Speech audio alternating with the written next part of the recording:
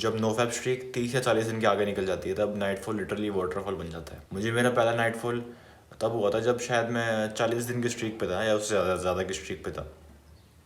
शुरू शुरू में तो बहुत काफ़ी मतलब मज़ेदार था एकदम। मैं तो बहुत खुश हो गया था, सही बताऊँ तो। तुम लोग बोलोगे कि अरे ये क्या नई बात होगी, मुझे तो रोज़ ही होता है नाइटफॉल। मैं बस उस टाइम खुश था क्योंकि मेरा फर्स्ट टाइम था और एक तरह से मैं इसको एक हेल्दी चीज़ की तरह देख रहा था, क्योंकि इससे पहले मुझे फैप वगैरह की आदत थी, फैप वगैरह की एडिक्शन थी। तो कभी इतना सीमन बचता ही नहीं था बॉडी में कि मुझे नाइटफॉल हो। तो नाइटफॉल होना एक तरह से हेल्दी इंडिकेटर था मेरे लिए। तो इसलिए मैं बहुत खुश हुआ था पहली बार नाइटफॉल जब हुआ था। पहले और दूसरी बारी और तीसरी बारी तक मतलब पहली 2-3 बारी तो ठीक था, एकदम बढ़िया लगता था। लेकिन फिर जब हर हफ्ते होने लग गया तब बहुत घिन आने लग गई इससे मुझे। बहुत चिप बहुत गीला गीला और काफ़ी अनकंफर्टेबल हो जाते हैं यार उस टाइम। एक तो आधी रात में नींद खुल जाती है, आधी रात को अंडरवेयर भी नहीं बदल सकते तुम। और अगर सुबह बाथरूम में तुम अंडरवेयर चेंज करने या धोने जाओगे तो घर वाले बोलेंगे कि अरे क्या हो गया। इस कारण मुझे वैसे ही सोना पड़ता था नाइटफॉल के साथ ही। और फिर जब मेरा नॉर्मल टाइम होता था उठने का तब मैं आराम से उसे धो लेता था, लेकिन फिर भी कुछ घंटों के लिए सही मुझे उस चिप के साथ सोना पड़ता था। और गर्मियों में तो ये फिर भी ठीक था, लेकिन जब सर्दियाँ आती थी वो अनकम्फर्टेबल होना, वो घिन, वो चिप वो तो था ही था। लेकिन जब वो ठंडा ठंडा लगता था टांगों पे, वो फीलिंग इतनी ख़राब थी, उसमें तो बहुत मुश्किल होती थी सोने में। लेकिन अब नाइटफॉल की प्रॉब्लम जो है वो बिल्कुल ख़त्म सी हो गई है मेरे लिए। और आज इस वीडियो में मैं ये बताऊंगा कि नाइटफॉल का करना क्या है। तो जो लोग मुझे नहीं जानते तो मैं हूँ संदीप और मेरा गोल है यंग मैंस को बेटर वर्जन बनाना और उनको बबलू से बब्बर शेर बनाना। अब लोग दिन भर गंदा कंटेंट देखते हैं, इंस्टाग्राम पे मॉडल्स की बिकनी फ़ोटोज़ देखते रहते हैं, सॉफ्ट पॉर्न देखते रहते हैं, अपने दिमाग को पूरा एकदम कचरे वाले कंटेंट से पूरा भर देते हैं, ऐसी गंदी गंदी अश्लील चीज़ों से। उन्हीं चीज़ों के बारे में दिन भर सोचते रहते हैं और फिर बोलते हैं कि नाइटफॉल क्यों हो रहा है। मैंने अपनी पिछली लस्ट वाली वीडियो में भी ये बात बोली थी कि जैसे तुम अपने दिमाग को फीड करोगे, जो चीज़ अपने दिमाग को फीड करोगे तुम्हारा दिमाग वैसे ही प्रोडक्शन देगा तुम्हें। और हमारे सपने भी दिमाग की प्रोडक्शन है। दिन भर तुम वैसे ही कंटेंट कंज्यूम करोगे, दिन भर तुम उसी चीज़ के बारे में सोचोगे, पूरे दिन भर लस्टफुल थॉट्स ठर के ख्यालों में डूबे रहोगे, तो तुम्हें नाइटफॉल क्यों नहीं होगा भाई। एजिंग बंद करो, ये सब देखना बंद करो, ऐसा कंटेंट देखना बंद करो, नाइटफॉल बंद हो जाएगा अपने आप। हमारे शरीर में अगर गर्मी ज़्यादा हो जाती है तो उस टाइम भी तुम्हें नाइटफॉल होने के काफ़ी चांसेस होते हैं। अब गर्मी कैसे बढ़ती है, जब तुम कुछ ऐसी चीज़ खाते हो जिसकी तासीर गर्म है। तासीर मतलब उसका नेचर शायद, मतलब तासीर को मैं ढंग से एक्सप्लेन नहीं कर पाऊँगा शायद, लेकिन तुम समझ गए होगे ना कि जिसका जो नेचुरली अंदर से गर्म है।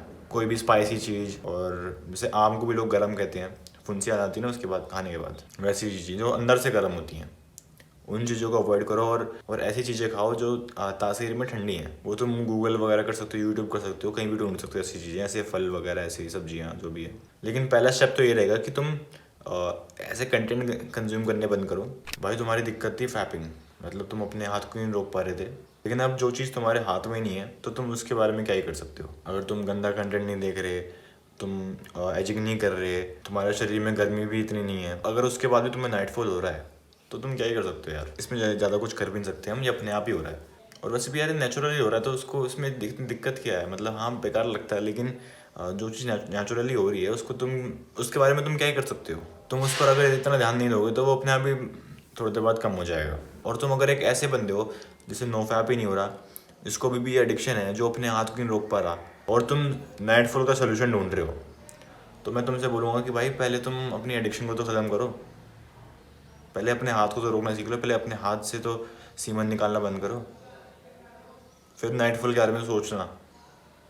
पहले एडिक्शन ख़त्म करो, फिर नाइटफॉल के बारे में सोचना। तुम अभी यहाँ पे हो और सोच यहाँ कर रहे हो, नो सेंस भाई। लेकिन अगर तुम ऐसे हो जो ये सब नहीं कर रहा, कुछ भी फैपिंग भी नहीं कर रहा और एजिंग भी नहीं कर रहा, एकदम एकदम बढ़िया है, एकदम बढ़िया है तुम्हारा, और फिर भी अगर तुम्हें नाइटफॉल हो रहा है, मैं बोलूँगा तुम्हें इसे एक हेल्दी साइन की तरह देखना चाहिए कि पहले तुम्हें फैप की इतनी एडिक्शन थी कि बूंद बूंद सीमन भी तुम अपने शरीर से निकाल देते थे, पूरा शरीर खोखला कर देते थे। और जब तुमने वो आदत को ख़त्म कर लिया अपनी, तो अब तुम्हारे शरीर में इतना ज़्यादा सीमन है, इतना ज़्यादा टेस्टोस्टेरोन है कि तुम्हारी बॉडी अब उसे मतलब रख भी नहीं पा रही अंदर अपने। जब मुझे मैक्सिमम टाइम नाइटफॉल होता था तो वो मुझे हेल्प ही करता था एक तरह से, क्योंकि जब मुझे ऐसे सपने आते थे तो मैक्सिमम टाइम ऐसा होता था कि मैं सपने में ही मतलब फैप कर रहा हूँ, मैं अपनी स्ट्रीक सपने में ही तोड़ रहा हूँ। और इतना गिल्ट होता था वो उठने के बाद, सपने में भी गिल्ट होता था और उठने के बाद भी गिल्ट होता था। और कभी कभार तो मुझे ऐसा लगता था कि मैंने सही में कर दिया। और मुझे याद है कि मैं बहुत बार उठाऊँ और रिलैप्स का बटन दबाने के लिए ऐप खोला था मैंने, और जस्ट मैं अपना रिलैप्स करने वाला था, क्योंकि मैंने वो सपना देखा था, एकदम रियल सपना लगता था बिल्कुल। और वो जो गिल्ट होता था वो बिल्कुल बराबर था उस गिल्ट के जब मैं फैप करता था। तो मैं उस गिल्ट को एक तरह से बूस्ट की तरह यूज़ करता था, जिससे मेरी नो फैप स्ट्रीक में 4-5 दिन तो और ऐड हो जाते थे। तो नाइटफॉल के बारे में ज़्यादा सोचने की ज़रूरत नहीं है। अगर तुम कोई गलती नहीं कर रहे तो हो रहा है होने दो, कोई बात नहीं, अपना बंद हो जाएगा बाद में। तो अभी के लिए इतना ही। अगर तुम्हें मुझसे गाइडेंस या मुझसे मेंटरशिप चाहिए तो पिन कमेंट चेक करो। बाकी मैं मिलता हूँ अगली वीडियो में, तब तक के लिए कीप इम्प्रूविंग। Bye bye.